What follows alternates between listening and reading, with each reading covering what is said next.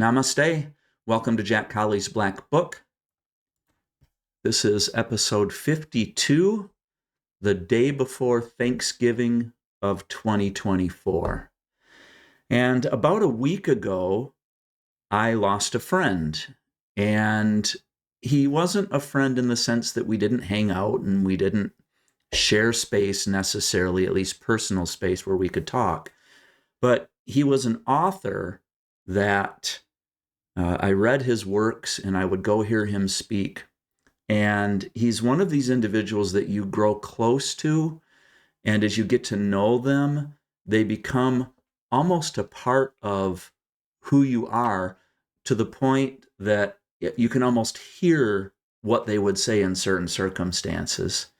And there were a couple of things that would always come to mind with Tony Campolo.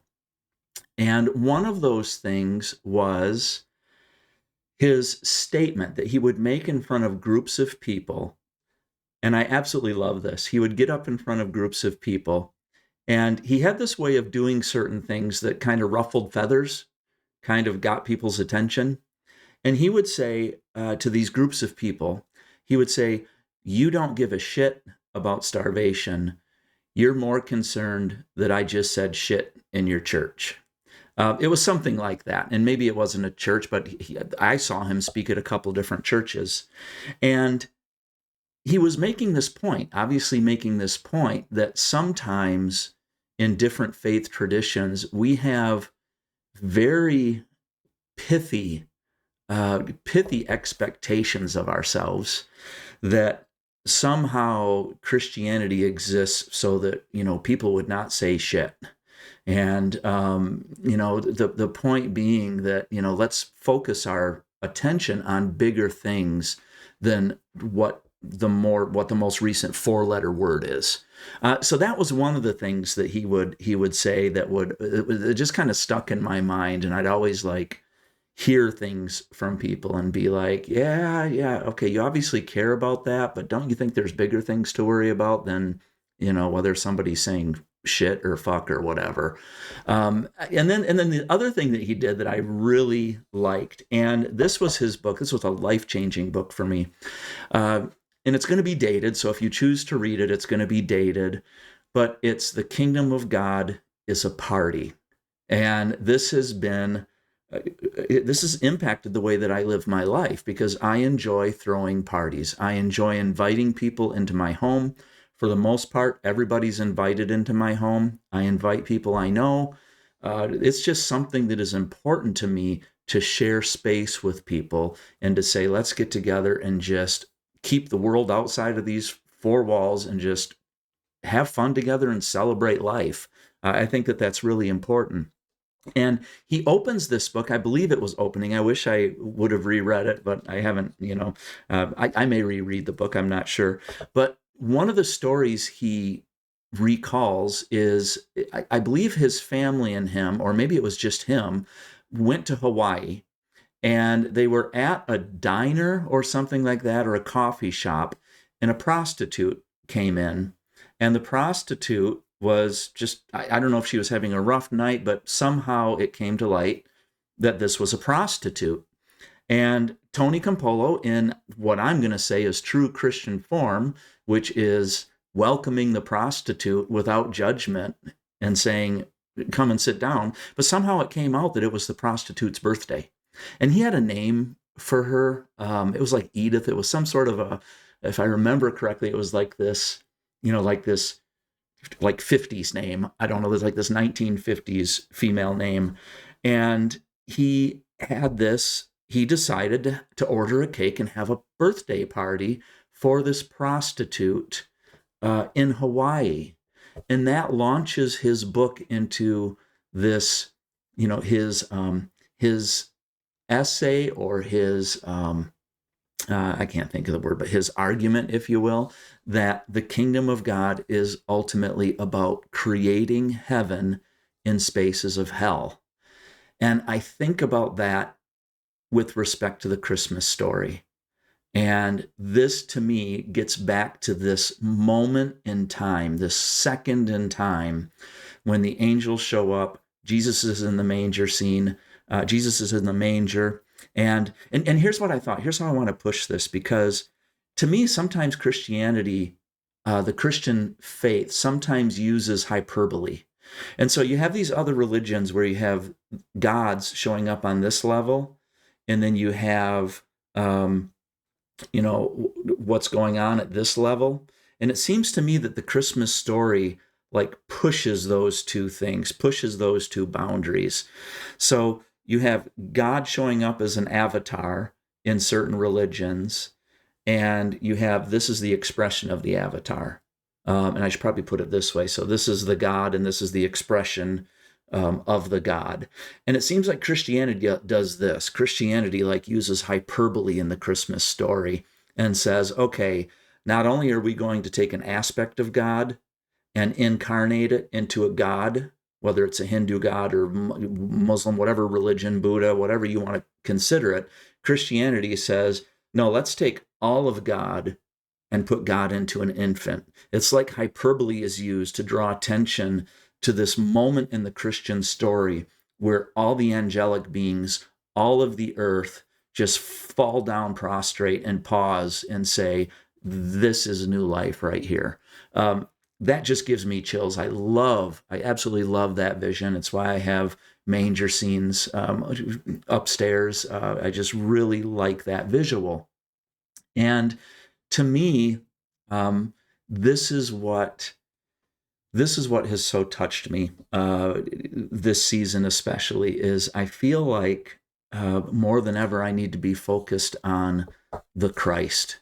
And for me, the Christ is the incarnation of God in Jesus, but I also acknowledge for myself, I also believe the Christ shows up in other religious figures throughout time and throughout history. And I believe if I were born in another time, in another country, in another region or whatever, I'd probably be a different religion. But this idea of Christ, of the essence of God, the essence of new life, keeps showing up for me. And I'm going to draw a reference to, well, first of all, let me hang out with Jeanette and Isabella with the song that we've been talking about, which is In the Bleak Midwinter.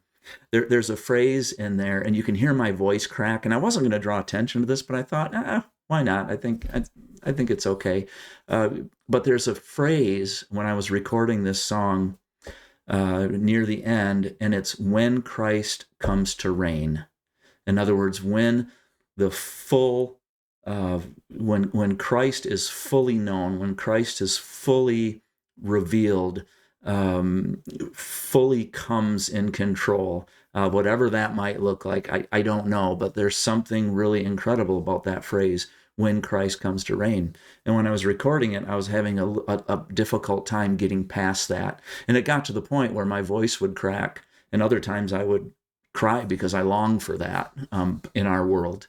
And finally, I just thought, you know what, I'm going to leave it in there. I'm going to leave one of the takes in there where, yeah, my voice cracks, but it's still understandable what I'm saying. Here's what I think of with this. I think to myself, what is my job? What does Christmas remind me to do? And to me, yes, Christmas reminds me of new life, new chances. It reminds me of an opportunity to start over, rebirth. It reminds me of all of those things.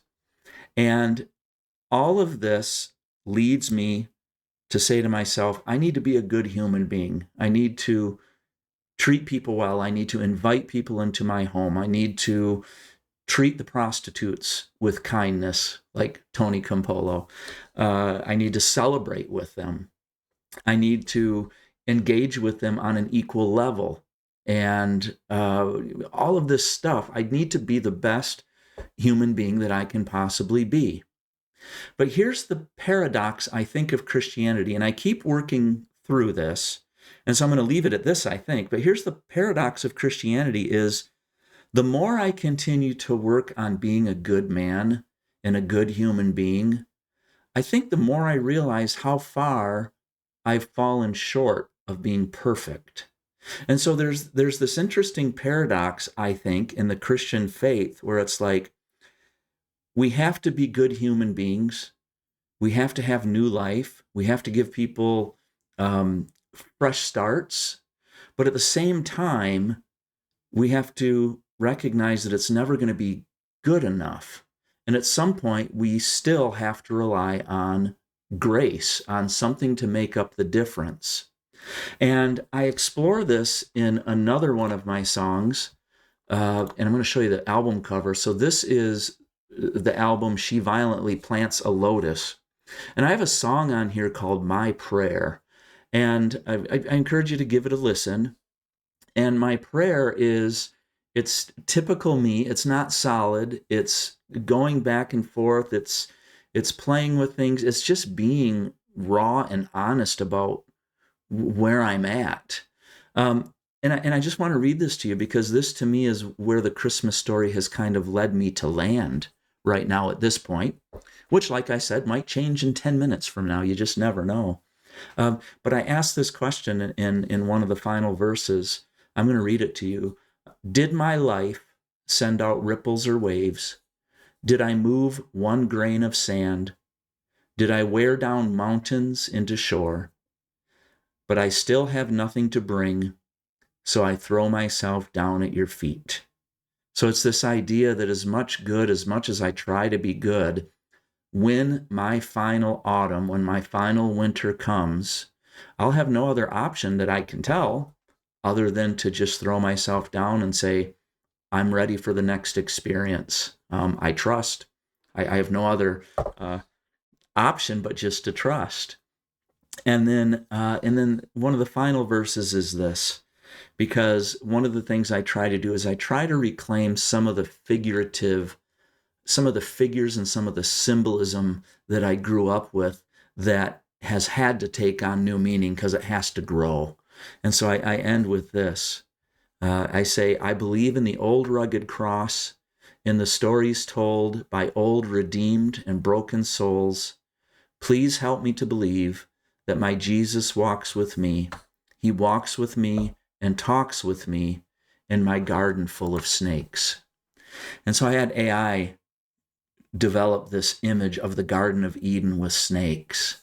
And this is where I've landed right now. Like, Christmas is about, I get to exist in this garden, but there's this acknowledgement that the garden is going to be full of snakes that I have to somehow coexist with in order to be healthy. And yet Christmas gives this hope that maybe at some point I can coexist with the snakes, or maybe at some point the snakes will be gone.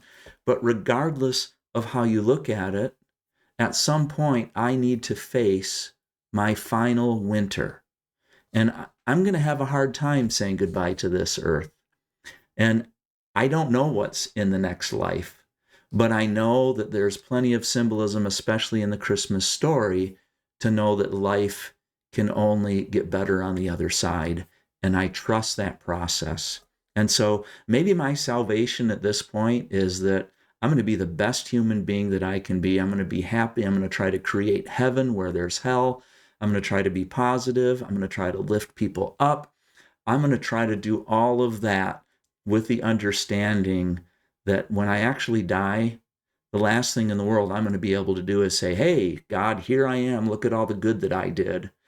Probably the best thing that I can do is do what all of the angels and what Mother Earth and all of the people around the manger scene did, is simply to fall down on my face and acknowledge that I have no other recourse but to just trust the next step. All right. Namaste, my friends.